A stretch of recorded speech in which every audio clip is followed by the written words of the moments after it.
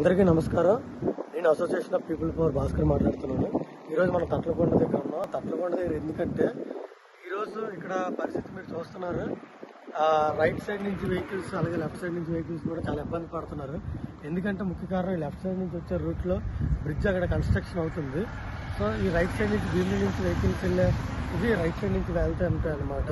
కాకపోతే ఇక్కడ ఇండికేటర్స్ లేకపోవడం వల్ల ఏంటంటే లెఫ్ట్ సైడ్ నుంచి వచ్చే వాళ్ళు రైట్ సైడ్ రావడం వల్ల, అదే రైట్ సైడ్ నుంచి వెళ్ళే వాళ్ళు రైట్ సైడ్ నుంచి వెళ్ళడం వల్ల ఇక్కడ వాహన చోదకులు ఎవరైతే ఉన్నారో వాళ్ళందరూ ఇబ్బంది పడుతున్నారు.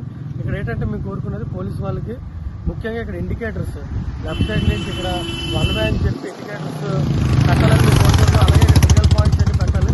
ఎందుకంటే ఇక్కడ ఉగాది రోజు ఒక కార్కి అలాగే బైక్కి యాక్సిడెంట్ జరిగింది. అలాగే ఇలాంటి తరచు ఇంకా జరగకూడదని మేము భావిస్తున్నాం.